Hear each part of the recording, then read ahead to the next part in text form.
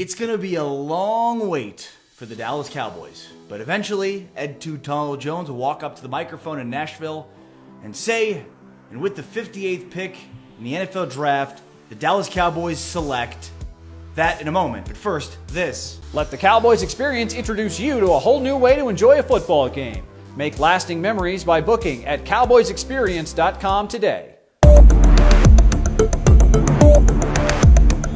Normally it's a good thing when it takes a long time for you to draft. It means you're coming off a good season. For the Cowboys, though, it's partially coming off a good season, partially because they traded their first-round pick.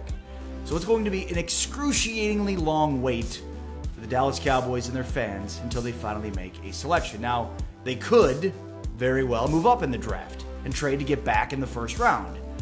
But since they don't exactly have a glaring need, I know that sounds crazy, it would be hard for me to believe that they'd give up that much future draft capital in order to get back into the first round.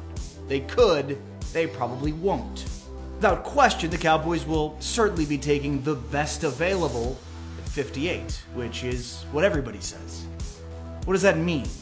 Will they be taking a quarterback if quarterback is high on their draft board at 58? Probably not. Ultimately, what it means is they're going to take the best available player at positions that they think they need. Safety, though, is probably the most likely way they'll go at 58. And that's because the Cowboys invited 6 different safeties of a possible 30 in order to visit with them pre-draft. 4 of those 6, the top 4, could very well be available to the Cowboys at 58.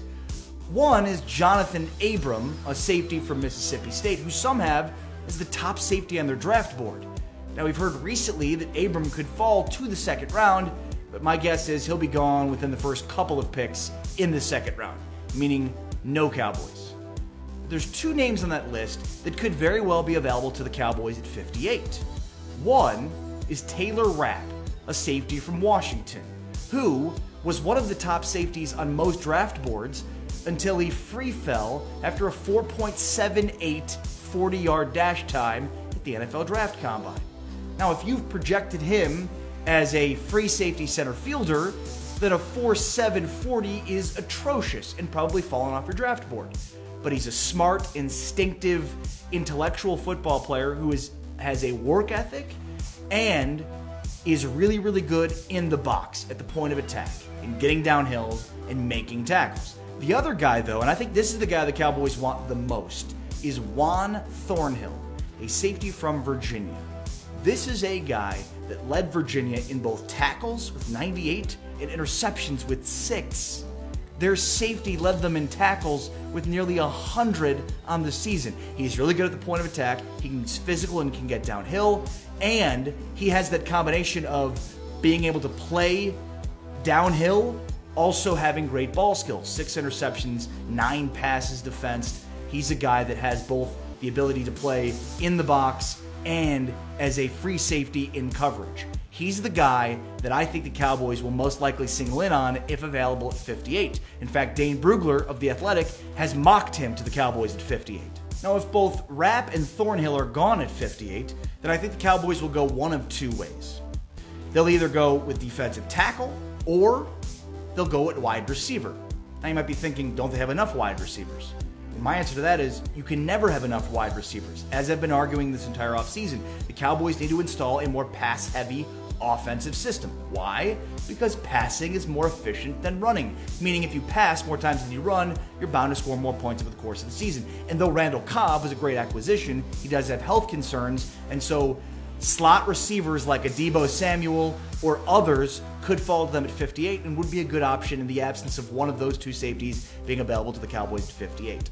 But look, at the end of the day, you really have to go on track record. How does your team's decision makers fare every year in the draft? And for the Dallas Cowboys, there are very few organizations in the NFL, if any, that have as good of a track record as they do in terms of the draft. Let's just look at a basic metric here to define their success, okay? In the last 5 drafts, the Cowboys are hitting on 62% of their picks. That's insanity. Now, how I've described hits or measured hits in this particular way would be at least 32 games played, 2 full seasons.